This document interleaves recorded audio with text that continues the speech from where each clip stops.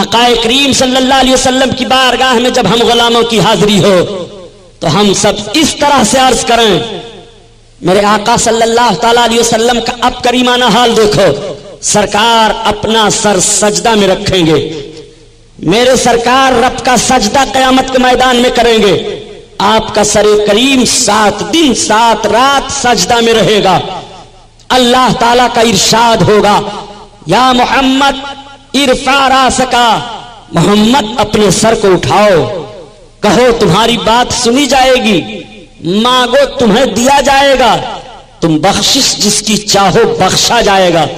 3 اعلان محبوب کے لیے قیامت کے دن ہوگا، میرے سرکار کو رب تعالیٰ فرمائے گا اپنے سر کو اٹھاؤ، کہو تمہاری بات سنی جائے گی، مانگو تمہیں دیا جائے گا، تم بخشش چاہو بخشا جائے گا۔ میرے سرکار اب دیکھیے کہتے کیا ہیں رب کی بارگاہ میں، مانگتے کیا ہیں رب کی بارگاہ میں، اور کس کی بخشش چاہتے ہیں رب کی بارگاہ میں۔ میرے سرکار اپنے سر کریم کو سجدہ سے اٹھائیں گے، خوشی کے آنسو جاری ہوں گے نگاہ نبوت سے، میرے آقا ارشاد فرمائیں گے اب تمہیں گھبرانے کی ضرورت نہیں ہے، مغفرت کی بشارت عطا فرمائیں گے گنہگاروں کو، پاپیوں کو، تو گنہگار پاپی خاطی بخشش کی بشارت سننے کے بعد مسکرا اٹھیں گے۔ اعلیٰ حضرت عظیم البرکت اسی کی ترجمانی فرماتے ہیں، پیش حق مزودہ شفاعت کا سناتے جائیں گے، اور آپ روتے جائیں گے، سب کو ہنساتے جائیں گے۔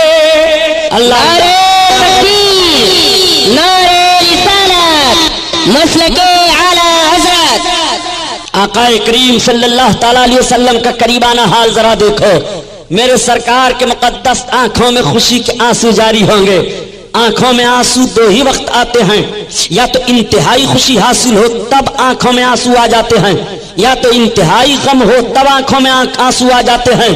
میرے سرکار کو انتہائی خوشی حاصل ہے، آقا کریم اتنے خوش ہیں کہ تشکر کے آنسو نگاہ پاک سے جاری ہو گئے، اور سب کو بشارت دے رہے ہیں اب تمہیں گھبرانے کی ضرورت نہیں ہے۔ اعلیٰ حضرت عظیم البرکت فرماتے ہیں کہ ابائی شفاعت کی ساعت آبائی، ذرا چین لے میرے گھبرانے والے، گھبرانے والے، ذرا چین لے میرے گھبرانے والے، گھبرانے والے۔ اللہ اللہ، اے گھبرانے والوں اب چین و سکون میں آ جاؤ۔ آقا کریم صلی اللہ علیہ وسلم کا اب دریائے کرم دیکھو، اب سرکار کی عظمت ملاحظہ کرو۔ اسی لیے میں عرض کرتا ہوں اے مسلمانوں، نبی کونین کی عظمت کو جو لوگ مدینہ شریف ہی کی گلیوں سے سمجھنا چاہتے ہیں، مکہ طیبہ سے دیکھنا چاہتے ہیں، مقام احد مقام خندق سے دیکھنا چاہتے ہیں، وہ بجائے ان جگہوں سے دیکھنے کے آئے ذرا دیکھیں قیامت کے میدان کا نقشہ سامنے رکھیں، تب وہ دیکھیں عظمت مصطفیٰ آقا کریم صلی اللہ علیہ وسلم کی عظمت ذرا ملاحظہ کرتے چلیے۔ میرے سرکار صلی اللہ تعالیٰ علیہ وسلم رب کی بارگاہ میں آپ عرض کیا کریں گے؟ رب تعالیٰ نے حکم دیا محبوب اپنے سر کو اٹھاؤ، کہو تمہاری بات سنی جائے گی، تو میرے سرکار کہیں گے کیا ذرا دیکھو، میرے آقا عرض کریں گے پروردگار یہ سب تیرے بندے ہیں، ان کا حساب و کتاب جلد فرما دے۔ رب تعالیٰ قبول فرمائے گا، اب حساب و کتاب شروع ہو جائے گا۔ حساب و کتاب کتنی دیر میں ہوگی؟ آؤ ذرا دیکھو، صرف 6 گھنٹہ کے اندر اندر سارا حساب و کتاب ختم ہو جائے گا۔ اللہ اکبر، اور کیسے کیسے لوگ بخش دیے جائیں گے۔ تو اعلیٰ حضرت عظیم البرکت کے والد گرامی علامہ نقی علی خان رحمۃ اللہ تعالی علیہ الکلام الاوضح فی تفسیر علم نشرح میں تحریر فرماتے ہیں کہ 4 ارب 90 کروڑ 77 لاکھ مومنین کی مغفرت بلا حساب و کتاب کر دی جائے گی۔ اللہ اللہ، اور صرف 6 گھنٹے کے اندر اندر سارا حساب و کتاب ختم کر دیا جائے گا۔ اب سوال یہ پیدا ہوتا ہے کہ جب 6 گھنٹے کے اندر اندر سارا سارا حساب و کتاب ختم ہوگا۔ تو مفتی واجد علی صاحب نے تو حدیث سنا دیا تھا کہ قیامت کا ایک دن 50,000 برس کا ہوگا، پھر یہ سارا وقت کس لیے ہوگا؟ آخر اللہ تعالیٰ کو تو علم ہے کہ میرا فلاں بندہ جنتی ہے، فلاں جہنمی ہے، فلاں کے پاس اتنی نیکیاں ہیں، فلاں کے پاس اتنی برائیاں ہیں، فلاں اتنی نیکیاں کرے گا، فلاں اتنی اچھائیاں کرے گا، جنتی کو جنت میں ڈال دے، جہنمی کو جہنم میں ڈال دے، کوئی احتجاج نہیں کر سکتا۔ یہ حساب و کتاب کی ضرورت کیا ہے؟ یہ ہنگامے محشر کی ضرورت کیا ہے؟ میزان کی ضرورت کیا ہے؟ پل صراط قائم کرنے کی ضرورت کیا ہے؟ یہ بھیڑ بھاڑ اکٹھا کرنے کی ضرورت کیا ہے؟ مقام محمود کی ضرورت کیا ہے؟ پھر سرکار کے یہ بخشوانے کی ضرورت کیا ہے؟ تو اعلیٰ حضرت عظیم البرکت کے بھائی استاد زمن علامہ حسن حدیث کی روشنی میں بیان دے رہے ہیں کہ یہ سارا وقت اظہار مصطفیٰ کی عظمت کے لیے ہوگا کہ فقط اتنا سبب ہے انعقاد بزم محشر کا کہ تیری شان محبوبی دکھائی جانے والی ہے۔ اللہ اکبر، یہ سارا کام آقا کی عظمت کے اظہار کے لیے ہوگا۔ یہ پل صراط آقا کی عظمت کے اظہار کے لیے ہے، یہ میزان آقا کی عظمت کے اظہار کے لیے ہے، یہ حساب و کتاب آقا کی عظمت کے اظہار کے لیے ہے، یہ مقام محمود آقا کی عظمت کے اظہار کے لیے ہے، یہ مقام شفاعت آقا کی عظمت کے اظہار کے لیے ہے۔ فقط اتنا سبب ہے انعقاد بزم محشر کا کہ تیری شان محبوبی دکھائی جانے والی ہے۔ آؤ ذرا دیکھو پیارے، آقا کریم صلی اللہ تعالیٰ علیہ وسلم رب کی بارگاہ میں عرض گزار ہوئے، مولا یہ سب تیرے بندے ہیں، ان کا حساب و کتاب جلد فرما۔ میزان قائم کر دیا گیا ہے، میزان پر امت محمدیہ کے لوگ پہلے چڑھائے جائیں گے، پہلے ان کا حساب و کتاب ہوگا۔ قیامت میں 120 صفیں لوگوں کی ہوں گی، جس میں سے صرف 80 صفیں ہمارے آقا صلی اللہ علیہ وسلم کے امتیوں کی ہوں گی، بقیہ 40 صفوں میں سارے نبیوں اور رسولوں کے امتی ہوں گے۔ اتنی تعداد ہوگی۔ نبی کونین صلی اللہ تعالیٰ علیہ وسلم پر قربان جاؤ، اپنے آقا کی عظمت دیکھتے چلو۔ آقا کریم صلی اللہ تعالیٰ علیہ وسلم کے امتی لائے جا رہے ہیں، میزان پر چڑھا دیا گیا ہے امتی کو۔ اب اس کے پاس نیکیاں نہیں ہیں، برائیاں ہی برائیاں ہیں۔ شرم و ندامت سے اس کی آنکھ جھک جائے گی، نگاہ جھک جائے گی، آنکھوں سے آنسو جاری ہو جائیں گے، وہ رونے لگے گا، اس کی ہچکی بچ جائے گی، حکم ہوگا اس کو جہنم کی طرف گھسیٹتے ہوئے لے چلو۔ جہنم کی طرف لے جایا جانے لگے گا، جیسے جہنم کی طرف لے جائیں گے وہ آواز دے گا، انظر یا رسول اللہ، میرے سرکار میری طرف نظر کرم فرمائیے، یا رسول اللہ مجھے بچائیے، اے میرے سرکار اب ہمیں جہنم سے بچائیے۔ جیسے وہ آواز دے گا تو اعلیٰ حضرت عظیم البرکت کے بھائی استاد زمن علامہ حسن رحمۃ اللہ تعالیٰ علیہ اس کا نقشہ اس طرح سے بیان فرماتے ہیں کہ کسی طرف سے صدا آئے گی حضور آؤ، نہیں تو دم غریبوں کا فیصلہ ہوگا، نہیں تو دم غریبوں کا فیصلہ ہوگا۔ اللہ اللہ، اب میرے سرکار صلی اللہ علیہ وسلم تشریف فرما ہوں گے۔ فرشتوں کیا بات ہے یا رسول اللہ، یہ آپ کا امتی ہے، اس کے پاس کوئی عمل نہیں ہے، میزان پر بھی چڑھایا گیا، یا رسول اللہ اس کے پاس نیکیاں نہیں ہیں۔ آقا کریم صلی اللہ تعالیٰ علیہ وسلم فرمائیں گے واپس کرو۔ اب فرشتے دیکھ رہے ہیں، حکم رب کا ہوا ہے جہنم کی طرف لے جاؤ، محبوب کا حکم ہو رہا ہے واپس کرو۔ اب فرشتے دیکھ رہے ہیں، تب تک غیب سے ندا آئے گی، اے میرے فرشتے میرے محبوب کا کہا مانو، میرے محبوب کی اطاعت کرو۔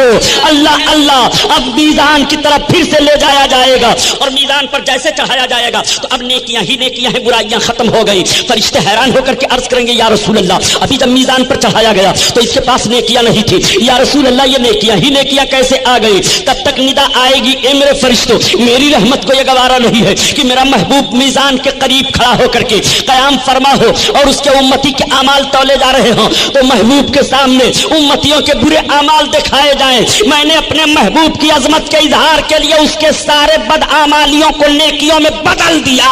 اللہ اکبر، اسی لیے کہا گیا ہے کہ کس لیے فکر کریں حشر کے دن کیا ہوگا، کیا ہوگا، سامنے ان کے جو کچھ ہوگا وہ اچھا ہوگا، اچھا ہوگا، اور جذبہ عشق بتاؤ تو کیسا ہوگا، سامنے جب میرے محبوب کا جلوہ ہوگا، جلوہ ہوگا، سامنے جب میرے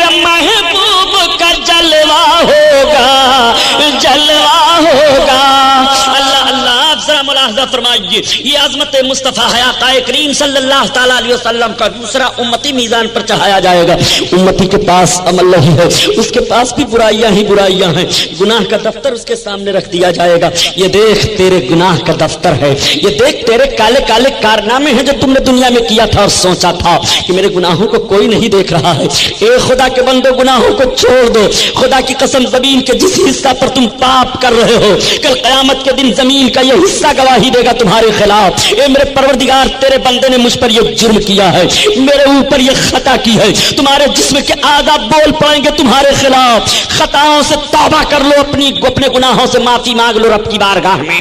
آؤ ذرا دیکھو، نبی کونین صلی اللہ تعالیٰ علیہ وسلم کو پھر وہ پکارے گا، یا رسول اللہ ہمارے پاس نیکیاں نہیں ہے، اے میرے سرکار، اے میرے آقا، اب ہمارے کام آؤ۔ میرے سرکار صلی اللہ تعالیٰ علیہ وسلم تشریف فرما ہوں گے، فرشتوں سے ارشاد فرمائیں گے کیا ہے، عرض کریں گے یا رسول اللہ یہ آپ کا امتی ہے، یہ آپ کے امتی کا عمل نامہ ہے، ملاحظہ فرمائیے، یہ اس کے کالے کالے کرتوت ہے ذرا دیکھیے، یہ اس کے اعمال ہے، ملاحظہ فرمائیے۔ میرے آقا صلی اللہ علیہ وسلم ارشاد فرمائیں گے اللہ کے فرشتوں اس کو بند کرو، اس کو وہ بند کر لیں گے۔ اعلیٰ حضرت عظیم البرکت اسی کی ترجمانی فرماتے ہیں کہ اس دی ہے خدا نے دامن محبوب کو، اور جرم کھلتے جائیں گے آقا چھپاتے جائیں گے، جرم کھلتے جائیں گے آقا چھپاتے جائیں گے۔ اللہ اللہ اللہ اکبر، یا رسول اللہ، زندہ باد زندہ باد۔ اب رنگایا ہے ان لوگوں کو، اپنے آقا کی عظمت کو سن لو۔ عظمت مصطفیٰ اگر آپ کے ذہن و فکر میں ہو تو دیوبندی وہابی صحابی لہابی کھہابی سب کچھ نہیں، یہ دنیا کی سب سے بڑی بدماش قوم ہے۔ اگر ان کی بدماشیوں کو دیکھنا ہو تو صرف ان کی ایک بات میں بتاؤں گا اخیر میں، آپ تعجب کرو گے یہ کتنی بڑی بدماش جماعت ہے، اور بھارت میں مسلمان خوش عقیدہ جماعت اہل سنت و جماعت کے لیے یہ کس طرح سے منحوس ثابت ہوئے ہیں۔ میرے دوستو، یہ عظمت مصطفیٰ اس لیے بیان کر رہا ہوں کہ ذرا دیکھو اور اعلیٰ حضرت کو سمجھو، سرکار کے عاشق ہیں، انہوں نے اپنے آقا کی عظمت کو، سیرت کو کس طرح سے بیان کیا۔ میرے سرکار صلی اللہ علیہ وسلم کا امتی پھر میزان پر چڑھایا گیا، تولے جا رہے ہیں اعمال، نیکیاں نہیں ہیں، زنجیروں میں جکڑ دیا جائے گا، اسیر کر لیا جائے گا، بندی بنا لیا جائے گا، لے کر کے جیسے اس کو چلیں گے پکارے گا یا رسول اللہ انظر حالنا، میرے سرکار دیکھو ہمیں یا رسول اللہ۔ آپ ہی نے فرمایا تھا کہ شفاعتی لأہل الکبائر من امتی، میرے آقا، میرے سرکار اب مجھے بچاؤ۔ میرے آقا صلی اللہ تعالیٰ علیہ وسلم تشریف فرما ہونے لگیں گے، گناہگار کہے گا فرشتوں سے ذرا ٹھہر جاؤ، رک جاؤ، فرشتے کہیں گے کیوں؟ وہ بول پڑے گا اعلیٰ حضرت کی زبان میں، دیکھو وہ مسکراتے ہم اسیروں کی طرح، اور خرمن سیاں پر اب بجلی گراتے جائیں گے۔ اللہ کے فرشتے وہ دیکھو سید المرسلین آ رہے ہیں مسکراتے ہوئے، وہ بشیر و نذیر آ رہے ہیں، وہ میرے سرکار آ رہے ہیں۔ آقا کریم صلی اللہ علیہ وسلم تب تک تشریف فرما ہوں گے۔ اللہ کے فرشتوں کیا ہے یا رسول اللہ، یا آپ کا گنہگار امتی ہے، اس کے پاس پاپ ہی پاپ ہیں، زنجیروں میں جکڑ کر کے اسے جہنم میں ڈالا جائے گا۔ ارشاد فرمائیں گے اللہ کے فرشتوں اس کے زنجیروں کو کھول دو، اس کی کڑیاں توڑ دو۔ اعلیٰ حضرت عظیم البرکات اسی کو بیان فرماتے ہیں کہ ٹوٹ جائیں گے گناہ گاروں کے فوراً قید و بند، اور حشر کو کھل جائے گی طاقت رسول اللہ کی، حشر کو کھل جائے گی طاقت رسول اللہ کی۔ اللہ اللہ، آقا کریم صلی اللہ علیہ وسلم کی طاقت ملاحظہ کرو، سرکار کی عظمت کو دیکھو، یہ قیامت کا میدان ہے۔ میرے آقا صلی اللہ تعالیٰ علیہ وسلم اس طرح سے بخشش فرمائیں گے، میرے سرکار شفاعت کا دروازہ کھول دیں گے۔ آقا کریم صلی اللہ تعالی علیہ وسلم رب کی بارگاہ میں عرض کریں گے مولا یہ گنہگار جماعت ہے بخشش فرما. محبوب قبول کر لیا. پروردگار اس جماعت کی بخشش فرما دے. محبوب قبول کر لیا. محبوب رب کی بارگاہ میں عرض کرتے جا رہے ہیں. رب کی طرف سے اجابت ملتی چلی جا رہی ہے. آقا کریم صلی اللہ تعالی علیہ وسلم کے گنہگار امتی بخشے جا رہے ہیں. میرے آقا صلی اللہ تعالی علیہ وسلم کا فرمان عالی شان ہوگا میری امت کے صدیقوں تم بھی شفاعت کرو. اب سرکار کی امت کے نیکوکار پرہیزگار شہداء صدیقین حجاج حفاظ علماء یہ سب سرکار کے اشارے پر حکم پر رب کی بارگاہ میں شفاعت کرنا شروع کریں گے. چنانچہ آقا کریم صلی اللہ تعالی علیہ وسلم ارشاد فرماتے ہیں میری امت کے صلحاء شفاعت فرمائیں گے. اگر اللہ تعالیٰ نے کسی کے حج کو قبول فرما لیا ہے تو حاجی اپنے گھر کے 400 افراد کو جہنم سے بچائے گا. حافظ قرآن ان 10 آدمیوں کو جہنم سے بچائے گا جن پر جہنم واجب ہو چکا ہو. علماء دین شفاعت کریں گے. بزرگان دین شفاعت کریں گے. ائمہ کرام شفاعت کریں گے. حضرت امام اعظم ابو حنیفہ کی شفاعت ہوگی. حنفیوں کی مغفرت ہو رہی ہے. امام شافعی رب کی بارگاہ میں سفارش کریں گے. شافعیوں کی بخشش ہو رہی ہے. امام احمد حنبل سفارش کر رہے ہیں. حنبلیوں کی مغفرت ہو رہی ہے. امام مالک سفارش کر رہے ہیں. مالکیوں کی بخشش ہو رہی ہے. غوث اعظم رب کی بارگاہ میں سفارش کر رہے ہیں. قادری بخشے جا رہے ہیں. اعلی حضرت عظیم البرکت رب کی بارگاہ میں سفارشی ہوں گے. رضوی بخشے جا رہے ہیں. برکت اللہ شاہ مارہوی سفارشی ہوں گے. برکاتی بخشے جا رہے ہیں. یہ بزرگان دین رب کی بارگاہ میں یہ نیکوکار رب کی بارگاہ میں سفارش کریں کہ گنہگاروں کی مغفرت ہو رہی ہے. اللہ اللہ آپ ذرا ملاحظہ فرمائیں. اب جنتی جنت میں جانے لگیں گے اور دوزخیوں کو دوزخ میں ڈالا جانے لگے گا. آقا کریم صلی اللہ تعالی علیہ وسلم کو اطلاع دی جائے گی یا رسول اللہ اب آپ کی امت پل صراط سے گزر رہی ہے. میرے سرکار پل صراط کے کنارے تشریف فرما ہوں گے اور رب کی بارگاہ میں عرض کریں گے رب سلم پروردگار سلامتی عطا فرما. مولا سلامتی عطا فرما. میری امت گزر رہی ہے. میری امت گزر رہی ہے. مسلمانوں ایسے رسول کا کلمہ پڑھ رہے ہو. میزان عمل پر تمہارے کام آ رہے ہیں. تپش محشر میں تمہارے کام آ رہے ہیں. حوض کوثر پر تمہارے کام آ رہے ہیں. پل صراط سے گزر رہے ہو تو تمہارے کام آ رہے ہیں. میرے آقا صلی اللہ تعالی علیہ وسلم رب کی بارگاہ میں سلامتی کی دعا مانگ رہے ہیں تو اعلی حضرت عظیم البرکت فرماتے ہیں کہ جب میرے آقا صلی اللہ تعالی علیہ وسلم رب کی بارگاہ میں سلامتی کی دعا مانگ رہے ہوں اور ہم سب لوگوں کو اس وقت پل صراط سے گزرنا ہو تو ہمیں اب گھبرانے کی ضرورت نہیں ہے. ہمیں پریشان ہونے کی ضرورت نہیں ہے. بلکہ اب ایسے ماحول میں جب ہم گزریں گے پل صراط سے تو ہمارے گزرنے کی کیفیت اس طرح سے ہوگی کہ رضا پل سے اب وجد کرتے گزریے. رضا پل سے اب وجد کرتے گزریے کہ ہے رب سلیم صدائے محمد صدائے محمد. اللہ اللہ آقا کریم صلی اللہ تعالی علیہ وسلم تشریف فرما ہوں گے. ایک بات اور عرض کرتا چلو پیارے میرے سرکار تو پل صراط کے کنارے قیام فرما ہوں گے. آقا کا حکم ہوگا جبریل امین کو بھی اطلاع دے دو. حضرت جبریل کو کیوں اطلاع دی جائے گی ذرا اس کو بھی دیکھو. میرے سرکار جب معراج شریف میں تشریف لے گئے تھے حضرت ام ہانی کے گھر سے چلنے لگے تھے تو شوخی کر دیا تھا براق سواری. آقا کریم صلی اللہ تعالی علیہ وسلم سوار ہونے لگے تو براق شوخی کرنے لگا مچلنے لگا. حضرت جبریل نے کہا براق ٹھہر تو نہیں سمجھتا ہے یہ امام الانبیاء ہیں. تب تک براق بول پڑتا ہے یہ سید الملائکہ جبریل امین میں جان رہا ہوں یہ سید المرسلین ہے میرے آقا ہیں.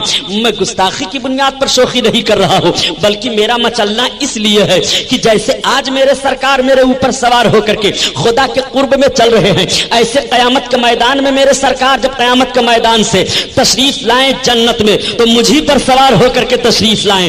آج میں سرکار کی بارگاہ میں یہ بھیک مانگ رہا ہوں. میری تمنا ہے آپ سرکار سے کہہ دیجئے. تب تک حضرت جبریل عرض کرتے ہیں یا رسول اللہ آپ سن رہے ہیں براق کیا کہہ رہا ہے. اب ذرا ملاحظہ فرما. براق خود بھی تو سرکار سے عرض کر سکتا تھا لیکن درمیان میں حضرت جبریل کا واسطہ بنا رہا ہے اور حضرت جبریل سے کہہ رہا ہے اے سید الملائکہ آپ کہہ دیجئے سرکار سے کہ کل قیامت کے میدان میں بھی میرے آقا مجھے کو سواری ہونے کا شرف بخش دے. تو اللہ کے رسول صلی اللہ علیہ وسلم سے حضرت جبریل عرض کرتے ہیں یا رسول اللہ سن رہے ہیں آپ براق کیا کہہ رہا ہے.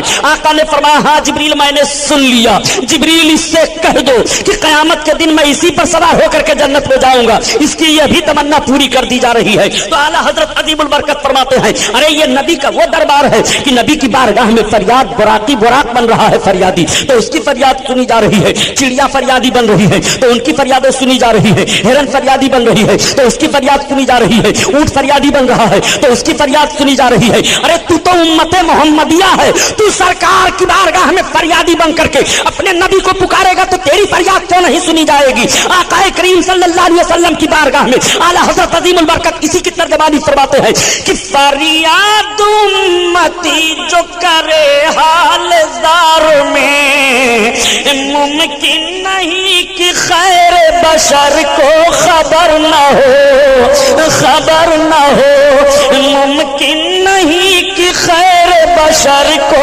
खबर न हो, खबर न हो।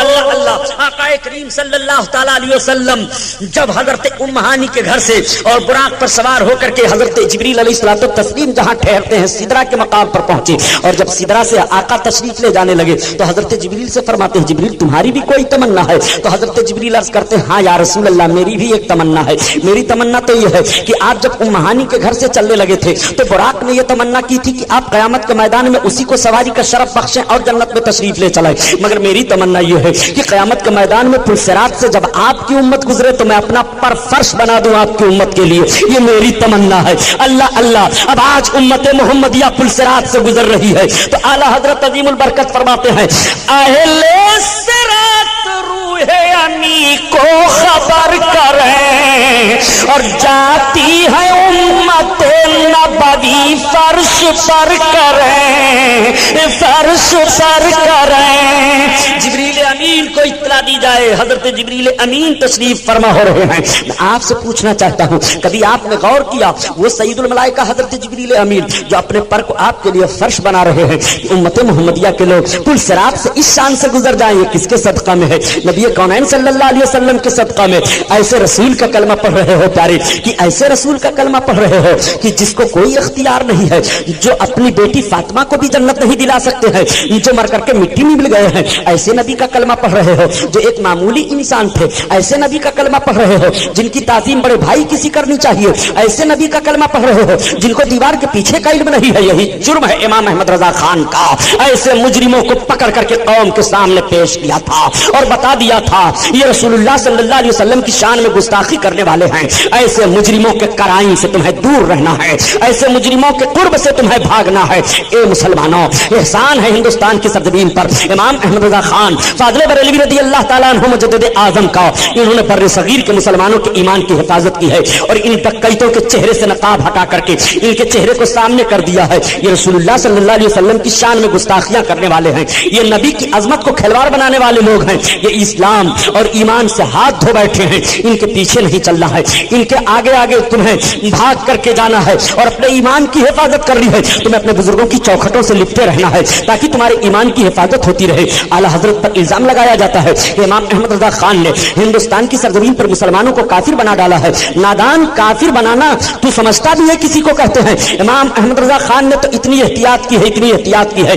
अल्लाह अल्लाह, आला हजरत अजीमुल बरकत तो इतना एहतियात फरमा रहे हैं कि शफाअत की अहादीस बयान फरमाते हैं ऐसे ऐसे मुजरिमों के लिए, इतने बड़े बड़े पापी हैं, जब भी रसूलुल्लाह सल्लल्लाहु ताला अलैहि वसल्लम की शफाअत के मुस्तहिक हैं।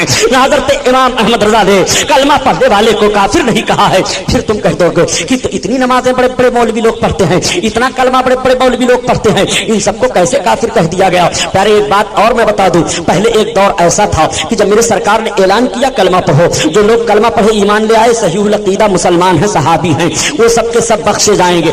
जब नमाज फर्ज हो गई तो अब नमाज भी पढ़ें। अगर कोई कहे कि मैं सिर्फ कलमा पढ़ता हूं, नमाज पढ़ने की कोई जरूरत नहीं है, तो इस्लाम में नहीं रह जाएगा, काफिर करार दे दिया जाएगा। अगर कोई कहे कि मैं कलमा भी पढ़ता हूं, नमाज भी पढ़ता हूं, मगर मैं रोजा नहीं रखूंगा, तब भी वो काफिर हो जाएगा। अगर वो कहे मैं कलमा पढ़ता हूं, नमाज पढ़ता हूं, रोजा रखूंगा, मगर मैं ज़कात नहीं दूंगा, तब भी काफिर हो जाएगा। अगर वो कहे मैं ज़कात दूंगा, रोजा रखूंगा, नमाज पढ़ूंगा, कलमा पढ़ूंगा, लेकिन मैं कुरान नहीं मानता हूं, तो काफिर हो जाएगा। अगर वो कहे कि मैं ये सब करूंगा लेकिन मैं हज नहीं मानता हूं, ना करूंगा, तो काफिर हो जाएगा। अब आपसे मैं पूछना चाहता हूँ, मुसलमान तो कलमा ही पढ़ करके होता है, लेकिन नमाज का अगर इनकार कर दे, रोजे का अगर इनकार कर दे, हज ज़कात का अगर इनकार कर दे, इन फराइज का इनकार कर दे तो काफिर हो जाएगा। मैं आपसे पूछना चाहता हूँ, नजदी की बदमाश औलादो, फराइज का इनकार किया जाए तो काफिर हो जाएगा, और अगर अजमत मुस्तफा का इनकार किया जाए तो क्या काफिर नहीं होगा? कलमा पढ़ते हुए, कलमा पढ़ते हुए अगर अजमत मुस्तफा का इनकारी है तो 1000 बार कलमा पढ़ता रहे, उसका कलमा उसके मुंह पर मार दिया जाएगा,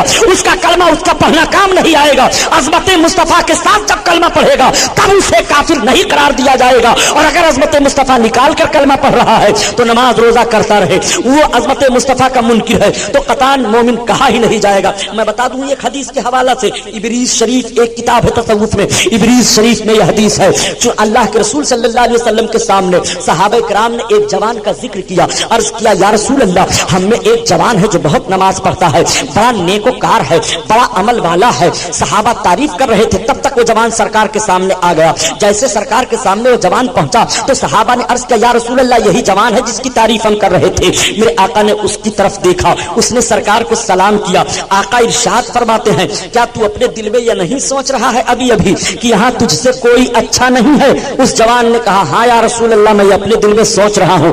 उसने अपने दिल में सरकार के सामने सिर्फ इतना ही सोचा कि यहाँ मुझसे अच्छा कोई नहीं है, अपने अमल पर घमंड करते हुए कि मुझसे अच्छा कोई नहीं है। नबी कौनैन सल्लल्लाहु तआला अलैहि वसल्लम ने उसके दिल के सोचने को जान लिया। अब वहां से वो सरकार को सलाम करके चला आया मस्जिद में। मेरे आका इरशाद फरमाते हैं, कौन है जो उसको कत्ल कर देगा? मैं आपसे पूछना चाहता हूँ, रसूलुल्लाह ने नमाज पढ़ने वाले को कत्ल करने का हुक्म क्यों दिया? सरकार फरमाते हैं, कौन है जो उसको कत्ल कर देगा? हजरत अबू बकर सिद्दीक फरमाते हैं, मैं कत्ल करूंगा। चुनांचे हजरत अबू बकर सिद्दीक गए, फौरन वापस आ जाते हैं। उनकी निगाह देख रही है कि वो तो नमाज की नियत बांध चुका है। हजरत अबू बकर अपने दिल में सोचने लगे। उलमा बयान फरमाते हैं कि नबी नमाज पढ़ने वाले को कत्ल का हुक्म कैसे देंगे? हाँ, आप फरमाते हैं, कौन है कत्ल करेगा? तब तक हजरत उमर फारूक आजम बढ़े, या रसूल अल्लाह, मैं उसकी गर्दन मार दूंगा। आप जब गए तो वो रुकू में जा चुका था। आप सोचने लगे, रुकू में जाने वाले को सरकार कैसे फरमा देंगे? चुनांचे पलट पड़े। तब तक मेरे आका तीसरी बार फरमाते हैं, कौन है जो उसको कत्ल करेगा? तब तक मौलाए कायनात फरमाते हैं, मैं अर्ज करते हैं, मैं कत्ल कर दूंगा। आका फरमाते हैं, हाँ अली, तुम जरूर कत्ल कर देते, मगर उसको पाओ तब। मेरे सरकार ने जैसे इतना इरशाद फरमाया, अब हजरत अली रदी अल्लाह ताला अन्हु तलवार लेकर के बढ़े, मस्जिद में गए, देखा तो नमाज पढ़ करके निकल गया था। सब तशवीश में पड़ गए, आका की बारगाह में अर्ज करने लगे, या रसूल अल्लाह, मामला क्या है? सबों ने अर्ज किया, या रसूल अल्लाह, हम जरूर उसे कत्ल कर देते, मगर हमने सोचा कि आका नमाजी को मारने के लिए हुक्म कैसे देंगे? मैं आपसे पूछना चाहता हूं, वो नमाज रोजा की रट लगाने वाले नजदी बदमाशों, सुनो, सरकार की सीरत बयान करने वालों, नबी कौनैन सल्लल्लाहु तआला अलैहि वसल्लम ने उस जवान को कत्ल करने का हुक्म क्यों दिया? आका फरमाते हैं, अली, जरूर तुम कत्ल कर देते, मगर पाओ तब। मेरे आका का इल्मे गैब भी देखो, सरकार ये भी निशानदेही कर रहे हैं, गोया अली अब तुम उसे पाओगे नहीं, निकल गया। आका फरमाते हैं, अगर वो कत्ल कर दिया जाता जवान तो कयामत तक मेरी उम्मत में फितना न होता। अल्लाह। और बताऊं, कलमा पढ़ने वाले को काफिर न कहो। उठाओ कुरान देखो, मस्जिद ज़रार का वाक़या पढ़ो, सूरे मुनाफिकून कुरान में है। सूरे मुनाफिकून का तर्जमा उर्दू में पढ़ते चले जाओ, देख डालो, और पूरा तर्जमा पढ़ने के बाद फैसला देना। सूरे मुनाफिकून सूरत से तुम्हें क्या सबक हासिल है? आका करीम सल्लल्लाहु तआला अलैहि वसल्लम की बारगाह में जब सहाबा ने अर्ज किया, या रसूल अल्लाह, मैंने फलां को देखा है, वो आपका कलमा भी पढ़ता है, मगर कभी कभी आपकी शान में कुछ बक भी जाता है। मेरे सरकार खामोश हैं। जब सूरे मुनाफिकून नाजिल हुई, सरकार मस्जिद नबवी शरीफ में तशरीफ ले गए। जुमा का दिन है, मिंबर पर तशरीफ फरमा हुए। मस्जिद नबवी खचा खच नमाजियों से भरी है। कोई गैर कलमा पढ़ने वाला सरकार के दौरे जाहिरी में मस्जिद नबवी में दाखिल हो सकता था? थी किसी के अंदर हिम्मत? सब कलमा पढ़ने वाले बैठे हैं, सब नमाज पढ़ने गए हैं। मेरे आका मिंबर पर तशरीफ फरमा हुए, खुतबा देना शुरू किया। इरशाद फरमाया, मेरे सरकार ने आयत तिलावत करते हुए कि मेरी मस्जिद में जितने मुनाफिक हैं वो सब के सब निकल जाएं। कोई नहीं निकल रहा है, सब खामोश हैं। सहाबा कहते हैं कि इतना सख्त दिन हम लोगों पर कोई नहीं आया जब मेरे सरकार ने मस्जिद में ऐलान फरमाया था अगर मुनाफिकीन नहीं निकलते हैं तो मैं एक एक का नाम लेकर अभी निकालूंगा। इल्म गैब का इससे भारी सबूत और क्या लोगे जालिमों, हराम खोरो। सरकार फरमाते हैं अगर नहीं भागोगे हमारी मस्जिद से तो अभी एक एक का नाम ले लेकर के निकालूंगा। सहाबा कहते हैं हम सब घबरा गए, रोने लगे, अपने रब की बारगाह में हम माफी मांगने लगे अपनी खताओं से। ए परवरदिगार, अपने महबूब की आबरू के सदका में आज हमें बचा ले। वो सब डर गए कि आज रसूलुल्लाह जिसका नाम ले लेंगे वो मुनाफिक रहेगा। डरते थे, हाय अफसोस ऐसा ना हो मेरा नाम आ जाए, ऐसा ना हो मेरा नाम आ जाए। सहाबा कहते हैं कि हम लोग अपने दिल में कूट कूट कर इश्क़ मुस्तफा भर लिए थे कि आज मेरे सरकार हमें फरमा देंगे कि पहाड़ से टकरा जाओ तो हम पहाड़ से टकरा जाएंगे, जो रसूलुल्लाह हुक्म देंगे हम उसको अमल करने के लिए तैयार हैं। ए मेरे परवरदिगार, हमें निफाक से बचा ले, बचा ले, बचा ले। इससे बड़ा कोई सबूत चाहिए? चिल्लाते हो इल्म गैब पर, इल्म गैब पर। मेरे आका ने फरमाया भागो हमारी मस्जिद से वरना भी एक एक का नाम लेकर निकालूंगा। वो सब कलमा पढ़ने वाले थे कि नहीं? कौन थे वो कलमा पढ़ने वाले? नहीं थे तो इत्तेफाक इत्तेहाद की दावत देने वाले लोग लूट लिया बेईमान लीडरों ने हिंदुस्तान के मुसलमानों का ईमान। आज जो हिंदुस्तान में मुसलमानों को सियासी तौर पर तकलीफों का सामना करना पड़ रहा है, इसकी निशानदेही सन 1919 में इमाम अहमद रजा खान आला हजरत मुजद्दिद आजम ने कर दिया था।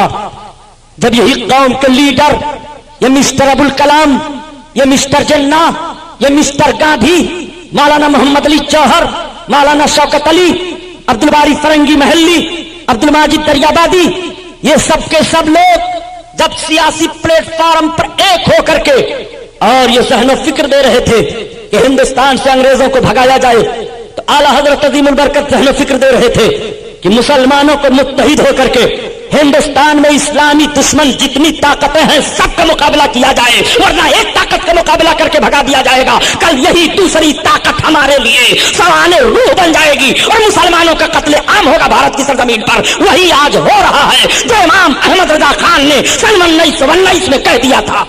नारे तकबीर, नारे रिसालत, मसलक आला हज़रत, उलमाए अहले सुन्नत, जश्न इमाम अहमद रजा। आला हजरत अजीमुल बरकत ने सियासी प्लेटफॉर्म की जो तजवीज़ें रखी थी, उन तजवीज़ों पर खुदा की कसम अगर उस वक्त के ये बिकाऊ लोग, गांधी के पीछे चलने वाले लोग न बिके होते तो हिंदुस्तान का मुसलमान आज इस तरह से रोता और बिलकता हुआ न दिखाई देता। लूट लिया बेईमानों ने हिंदुस्तान के मुसलमानों की आबरू। आज तुम्हें हिंदुस्तान के मुशरिकों के सामने पछता होना पड़ रहा है। सन 1918 में सूराज कायम करने के लिए प्लान बना था, जो आज राम राज लाने का कानून दिया जा रहा है, यह सन 1918 में प्लान बनाया गया था। आज का प्लान नहीं है। आपको मालूम है आज खुशी का मामला जब आता है तो 3 से 2 का मुलजिम उतना सख्त करार नहीं दिया जाता है। अगर किसी के हाथ से किसी गाय की जान चली गई, जो सजा उसको दी जाती है। मालूम है कैसे प्लान बना था? आला हजरत अजीमुल बरकत अपने जमींदारी के गांव बदायूं शरीफ के करीब करतौली में थे। वहां पहुंच गए थे लोग फतवा पूछने के लिए। मौलाना साहब आप क्या कहते हैं, हिंदुस्तान में गाय की कुर्बानी वाजिब है, जरूरी है? क्या जरूरी है यहाँ गाय की कुर्बानी की जाए? आला हजरत अजीमुल बरकत ने भांप लिया। सरकार आला हजरत अजीमुल बरकत ने इरशाद फरमाया, ये तो मुसलमानों पर बड़ा जबरदस्त हमला है। ये मसला नहीं पूछा जा रहा है, ये हमला किया जा रहा है। बड़े बड़े लोगों के कलम चूक गए थे। आला हजरत ने फौरन लिखा, शायर इस्लाम है, इस्लामी पहचान है और वाजिब का मसला पूछ रहे हो। मुसलमानों की मईशत पर हमला है। गांव के ज़बीहे की पाबंदी नहीं है, मुसलमानों को ज़बह कर डालना है। लोग नहीं माने। आला हजरत का फतवा अलग रख दिया गया, बिकाऊ लोगों का फतवा अलग हुआ और हिंदू मुस्लिम इत्तेहाद कमेटी बना करके ये कानून पास कर दिया गया। बरेली शरीफ की सरजमीन पर बड़ा एहतजाज हुआ, बड़े बड़े जलसे हुए भारत की सरजमीन पर इसी जमात रज़ाए मुस्तफा के तहत जो जमात यहाँ के नौजवानों ने अपनाई है और जो फार्मूला इन जवानों ने लिया है, यही वो जमात थी जब आला हजरत ने कायम किया था। इसके सारे मकासिद रखे गए थे। मुसलमानों को किन किन परेशानियों में नहीं झोंका गया है। गांव का मामला सामने आपके आया, आज कानून वही है। लोगों ने कहा हम राम राज लाएंगे, उसके ताल्लुक से 1919 में बहस हुई, गौकुशी का मामला सामने आया। गांधी जैसे लोग कह रहे थे कि मुसलमानों को चाहिए कि हिंदुस्तान से चले जाएं, हिजरत कर जाएं, इनको दिक्कतों का सामना करना पड़ रहा है। आला हजरत अजीमुल बरकत ने फरमाया था, हिजरत का फतवा देने वाले तुम कौन हो? हिंदुस्तान की सरजमीन पर तुमसे ज्यादा हमारा हक है। भारत की सरजमीन को भारत हम लोगों ने बनाया है, सोने का चिड़िया हम लोगों ने इसको बनाया है। भारत जब तुम्हारे कब्जा में था तो तुम्हारी तारीखें हम दिखा दें। तुम सगी बहनों के साथ शादियां की जा रही थी, कन्याओं की आबरू लूटी जा रही थी, उनको मारा जा रहा था, देव स्थानों पर उनकी भेंट चढ़ाई जा रही थी। भारत की सरजमीन पर औरत और मर्द को दोष बदोष जीने का हक मजहबी इस्लाम के कानून ने दिया है। हिंदुस्तान को सोने का चिड़िया बनाने वाले हम हैं। भारत की सरजमीन से मुसलमान हिजरत करके नहीं जाएगा, यहीं पैदा हुआ है, यहीं मरेगा, इस मुल्क की हिफाजत करेगा, अपने ईमान की हिफाजत करेगा।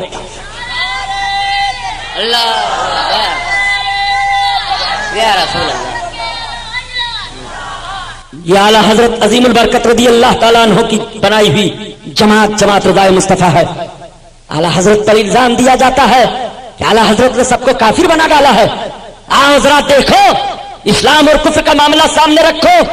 मेरे आका सल्लल्लाहु ताला अलैहि वसल्लम मस्जिद नबवी में इरशाद फरमाते हैं, निकलो मुनाफिकीन, वरना एक एक का नाम लेकर मैं भगाऊंगा।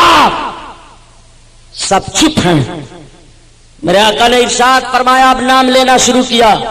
ए फला उठ, निकल, फखरुश फइन्न का मुनाफिक, निकल तू मुनाफिक है। ए फला तू निकल, तू निकल, तू निकल। एक एक का नाम ले लेकर के सरकार निकालना शुरू करते हैं। मुफस्सरीन ने शुमार किया है 300 मर्द 175 औरतें मस्जिद नबवी से निकाली गई। 550 लोग निकाल दिए गए। 550 मस्जिद नबवी में गए थे। ये किस लिए गए थे? नमाज पढ़ने के लिए जाहिरी तौर पर ना, रोजा भी रखते थे जाहिरी तौर पर, कुरान की तिलावत भी करते थे, मुसलमानों के बगल में बैठते भी थे, मुसलमानों का नाम भी उनका था। और सरकार की मस्जिद में गए थे, सरकार के पीछे नमाज पढ़ने गए थे। 550 लोगों की जमात निकाली गई, सब भगा दिए गए, ताकि कौम देख ले कि ऐसे लोग भी जमात में हुआ करेंगे। ये लोग मुनाफिक हैं, जबान से कुछ कहते हैं, दिल में कुछ रहते हैं। अगर ऐसी जमात मिले तो ये ईमान वाले नहीं रहेंगे, ये बेईमान रहेंगे। इनको कुरान ने अपनी जबान में मुनाफिक कहा है, ये मुनाफिकीन की जमात है। जब सरकार ने मुनाफिक फरमा दिया तो अब ईमानदार रह जाएंगे? बहुत बेहया कौम है ये, इतनी बड़ी बेहया है कि ये सब चले गए मस्जिद बनाने लगे बेहूदे। अब मस्जिद बनाकर तैयार कर दिया, गए फिर सरकार के पास, कहा अच्छा आपने अपनी मस्जिद में तो हमको नमाज नहीं पढ़ने दिया, हम लोगों ने मस्जिद बनाई है, चलिए आप भी उसमें पढ़ लीजिए। तो रब ताला ने हुक्म दिया, महबूब ये मस्जिद इबादत के लिए नहीं बनाए हैं, फितना के लिए बनाए हैं। मेरे सरकार ने एक सहाबी को बुलाया और कहा तुम एक और ले लो। 2 सहाबियों को हुक्म दिया, कहा जाओ फूको, जाओ जलाओ। जला दिया गया। उसका नाम मस्जिद ज़रार है, जिसका जिक्र कुरान में आया है।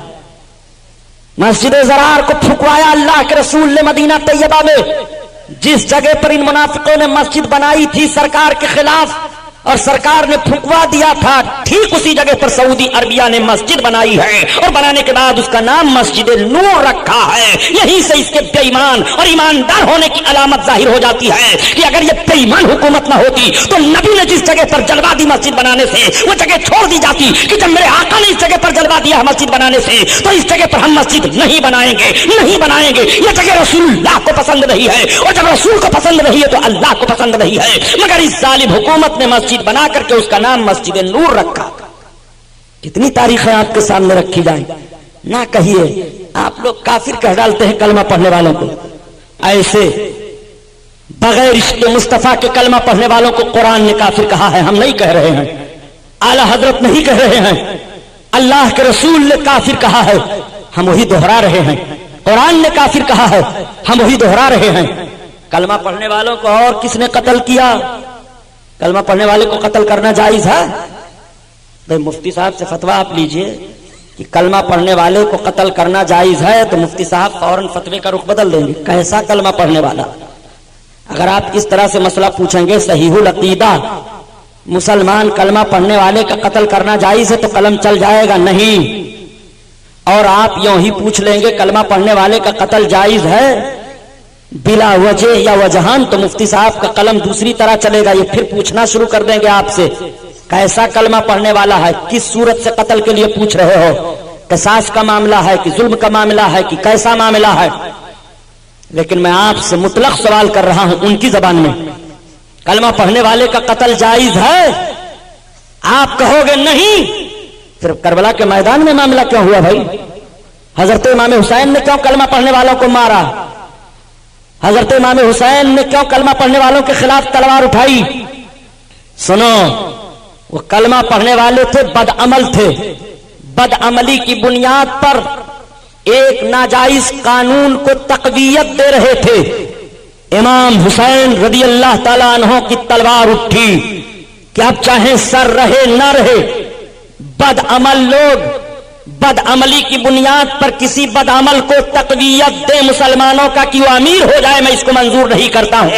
بد عملوں کے خلاف امام علی مقام کی تلوار چلتی رہی اور بد عقیدوں کے خلاف امام علی مقام کے باپ حضرت علی کی تلوار چلتی رہی. خارجیوں کو حضرت علی نے مارا ہے اور بد عمل یزیدیوں کو امام حسین نے مارا ہے, اور دونوں نے بتا دیا ہے کہ مومن صالح کی صلح نہ بد عمل سے ہو سکتی ہے نہ بد عقیدہ سے ہو سکتی ہے. اگر وہ علی کا جوہر دکھانا چاہتا ہے تو اسے خارجیوں کی طرح سے تلوار اٹھانی پڑے گی کہ جیسے خارجیوں کو علی نے مارا تھا ایسے تمہیں اسلام کے مخالفین کے خلاف تلوار اٹھانی پڑے گی. اور حسینی ہونے کا دم بھرتا ہے, عملی دنیا میں آنے کے بعد امام حسین کا کردار ادا کرنا پڑے گا. اعلی حضرت نے کتنا اہم کام انجام دیا ہے. جماعت رضائے مصطفیٰ کیوں تشکیل دی گئی تھی؟ یہ لوگ تو سیاسی بنیاد پر لیڈر بن رہے تھے, کانگریس پارٹی بنا رہے تھے, فلاں پارٹی بنا رہے تھے, فلاں پارٹی بنا رہے تھے. سب ایک ہو جاؤ, انگریزوں کو بھگاؤ. چاہے اسلام کا سودا کرنا پڑے, چاہے ایمان کا سودا کرنا پڑے, چاہے یہ نعرہ لگانا پڑے کہ ہندو مسلم سکھ عیسائی سب آپس میں ہیں بھائی بھائی, چاہے جیسا نعرہ لگانا پڑے, چاہے مسجد میں ان کو لا کر کے نعرہ لگوانا پڑے, چاہے مندر میں خود جا کر کے نعرہ لگانا پڑے. یہ وطن کی حفاظت کر رہے تھے, امام احمد رضا قوم کی حفاظت کر رہے تھے. امام احمد رضا مذہب اسلام پر عمل کرنے والے مومنین کی حفاظت کر رہے تھے.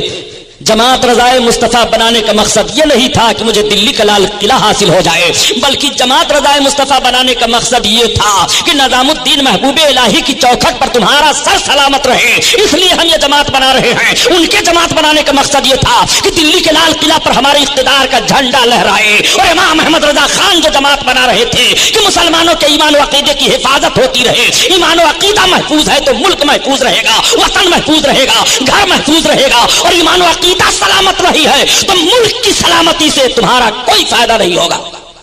امام احمد رضا کی فکر یہ تھی. اس نوعیت پر اس جماعت کی تاریخ مرتب کی گئی تھی. اور ضرورت ہے ہندوستان میں اگر آبرومندانہ جیون بتانا چاہتے ہو تو اعلی حضرت عظیم البرکت کے مشن کو اپنانا پڑے گا. میں عرض کر رہا تھا, میری آخری بات سن لو. آقا کریم صلی اللہ تعالی علیہ وسلم کا قریبانہ حال, میرے سرکار پل صراط کے کنارے رب سلم کی دعا مانگ رہے ہیں, امتی جنت میں جا رہے ہیں. مسلمانوں, سرکار کا تو اتنا کرم ہوگا, اتنا کرم ہوگا, میرے آقا ڈھونڈ ڈھونڈ کر ایک ایک پاپیوں کو خاطیوں کو بخشوائیں گے, نکالیں گے. اللہ کے رسول کرم فرمائیں گے. جب سرکار کا یہ کرم دیکھیں گے تو کچھ پرہیزگار بول پڑیں گے, اے فلاں گناہگار ذرا سن تو, تھوڑا سا گناہ ہم کو دے دے, ہماری نیکی لے لے. وہ چونک پڑے گا, ارے آپ ہم سے گناہ مانگ رہے ہیں, اپنی نیکی دے رہے ہیں. ابھی تو کوئی کسی سے منہ ملانے کے لیے تیار نہیں تھا اور آپ اپنی نیکی ہم کو دے کر ہمارا گناہ مانگ رہے ہیں. ہاں ہاں, تم تھوڑا سا گناہ مجھے دے دو, میری نیکی لے لو. آخر ایسا کیوں؟ تو وہ پرہیزگار بول پڑے گا, میں اپنے آقا صلی اللہ تعالی علیہ وسلم کی شفاعت سے جنت میں جانا چاہتا ہوں. میرے سرکار گنہگاروں کو جنت میں بھیج رہے ہیں, تھوڑا سا گناہ مجھے بھی دے دے تاکہ سرکار کے وسیلے سے میں جنت میں چلا جاؤں. اعلیٰ حضرت عظیم البرکت اسی کی ترجمانی فرماتے ہیں کہ کیا ہی ذوق افروزہ شفاعت ہے تمہاری واہ واہ,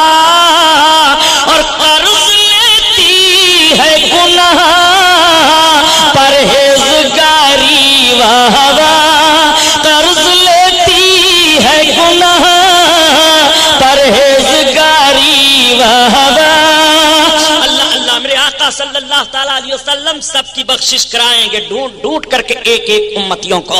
آقا نے ارشاد فرمایا کہ مجھے بڑی فکر تھی اپنی امت کے بارے میں، لیکن جب یہ آیت کریمہ نازل ہوئی رب تعالیٰ نے ارشاد فرمایا وَلَا سَوْفَ يُؤْتِيكَ رَبُّكَ فَتَرْضَىٰ، اے محبوباً قریب تمہارا رب تمہیں اتنا دے گا کہ راضی ہو جاؤ گے. تو آقا فرماتے ہیں اب میری فکر دور ہو گئی، میں جب تک اپنے ایک ایک امتی کو قیامت کے میدان میں بخشوا نہیں لوں گا تب تک راضی نہیں ہوں گا. یہاں راضی ہونے سے یہ مطلب نہیں معاذ اللہ کہ اللہ کے حبیب اپنے رب سے ناراض ہے، نہیں، بلکہ راضی ہونے کا مطلب خوشی کا دوبالا ہونا، خوشی کا بہت زیادہ ہو جانا.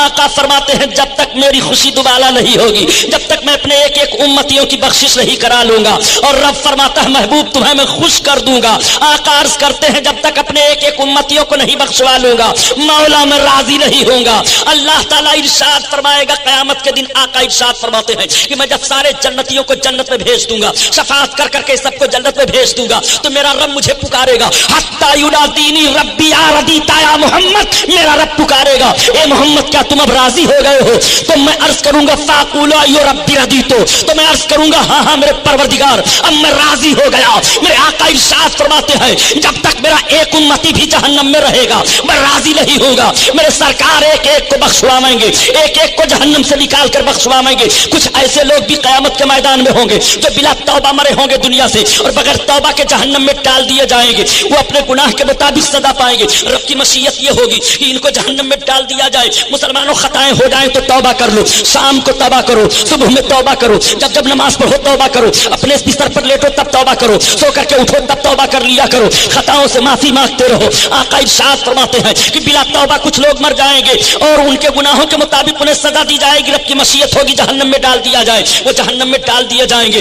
1000 برس تک یا اللہ کہتے رہیں گے، دوسرا 1000 برس لگے گا یا رحمان کہیں گے، تیسرا 1000 برس لگے گا یا رحیم کہیں گے، چوتھا 1000 برس لگے گا یا حنان کہیں گے، پانچواں 1000 برس لگے گا یا منان کہیں گے، چھٹا 1000 برس لگے گا یا قیوم کہیں گے، ساتواں 1000 برس لگے گا کہ ایٹومیٹک پکار اٹھیں گے وا محمدا یا رسول اللہ اب ہمیں جہنم سے نکالو، یا حبیب اللہ اب ہمیں جہنم سے نکالو، اے میرے سرکار اب ہمیں جہنم سے نکالو. جب نبی کا نام جہنم میں لینا شروع کر دیں گے تو اللہ کی رحمت مچل جائے گی. رب تعالیٰ حضرت جبریل سے فرمائے گا جبریل جاؤ دیکھو جہنم کا معائنہ کرو، امت محمدیہ کے وہ افراد جو اپنے گناہوں کی بنیاد پر جہنم میں ڈال دیے گئے ان کا حال کیا ہے. تو حضرت جبریل علیہ السلام عرض کریں گے پروردگار تو اپنے بندوں کا حال زیادہ جاننے والا ہے. رب فرمائے گا جبریل جاؤ تو دیکھو. اب حضرت جبریل علیہ الصلوۃ والتسلیم آئیں گے اور جہنم کے دروازہ پر پہنچیں گے. جہنم کے دروازہ پر مالک فرشتہ کی ڈیوٹی ہے. مالک دیکھیں گے کہ جبریل امین آ رہے ہیں، مالک استقبال کریں گے، جبریل امین کو سلام کریں گے.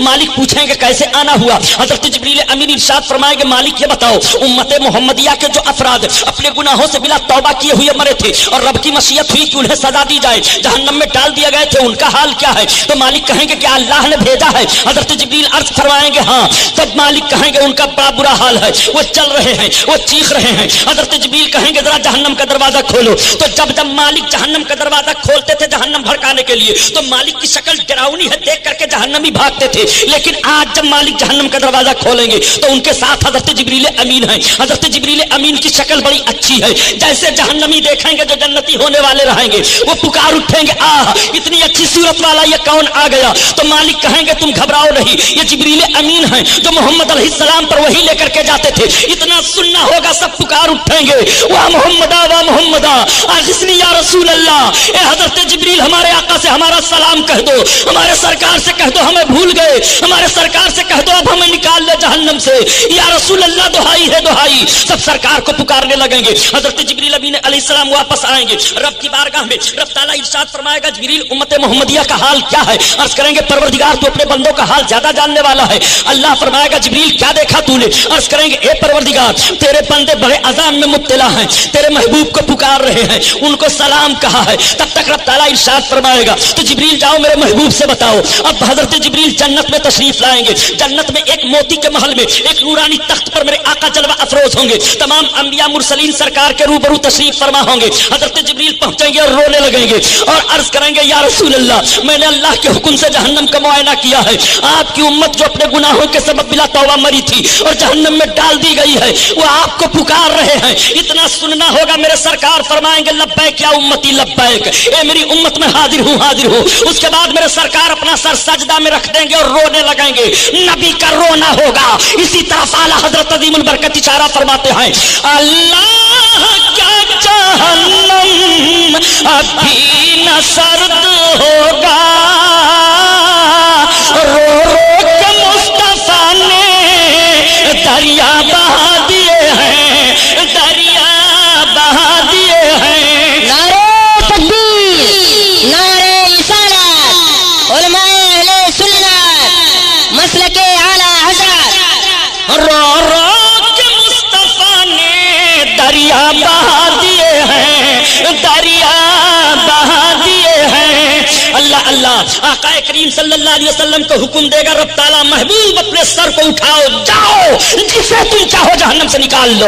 अल्लाह अल्लाह अब मेरे सरकार तशरीफ लाएंगे। मेरे आका सल्लल्लाहु ताला अलैहि वसल्लम जब जहन्नम के करीब तशरीफ लाएंगे तो मालिक देखेंगे, वो देखो बशीर नज़ीर आ रहे हैं, वो देखो तहा यासीन आ रहे हैं, वो देखो सैयदुल मुरसलीन आ रहे हैं, वो देखो नबी कौनैन आ रहे हैं। अल्लाह अकबर, मेरे सरकार तशरीफ फरमा होंगे। मालिक इस्तकबाल करेंगे और सलाम अर्ज करेंगे। आका फरमाएंगे, मालिक मेरी उम्मत का हाल क्या है? अर्ज करेंगे, या रसूल अल्लाह बड़ा बुरा हाल है, वो अज़ाब इलाही में मुब्तला है। आका इरशाद फरमाएंगे, मालिक जहन्नम का दरवाजा खोलो। अर्ज करेंगे, या रसूल अल्लाह रब का हुक्म है। आका फरमाएंगे, हाँ। जैसे मालिक जहन्नम का दरवाजा खोलेंगे और सबकी नजर सरकार पर पड़ेगी तो आला हजरत की जबान में सुनो, गर्चे हैं बेहद कसूर, तुम हो आफू गफूर, और बख्श दो जुर्म खता तुम पे करो दुरूद, बख्श दो जुर्म खता तुम पे करो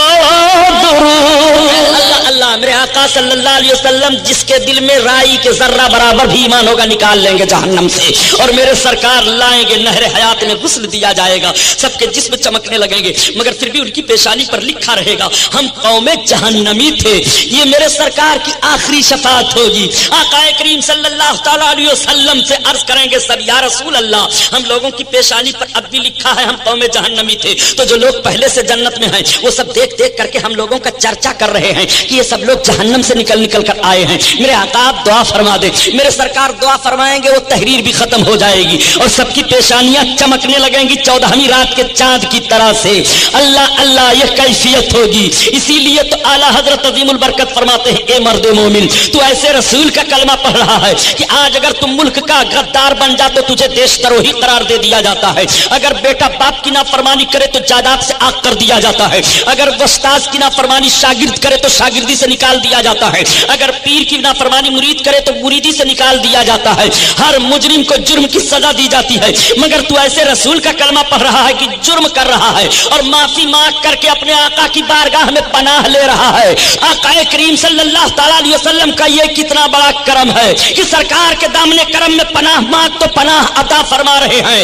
करके तुम्हारे गुनाह मांगे तुम्हारी पनाह, और तुम कहो दामन में आ तुम पे करो दुरूद, और बेहुनर बेतमीज किसके हुए हैं अजीज। ऐसे रसूल का कलमा पढ़ रहे हो, बेहुनर बेतमीज किसके हुए हैं अजीज, एक तुम्हारे सेवा तुम पे करो दुरूद, ज़मीनो ज़मा तुम्हारे लिए, मकीनो मकान तुम्हारे लिए, तुम्हारे लिए चुनीनो चोना तुम्हारे लिए, बने तो जहां तुम्हारे लिए, तुम्हारे लिए। जमात रज़ाए मुस्तफ़ा जिंदाबाद, जश्न इमाम अहमद रज़ा पाइंदाबाद।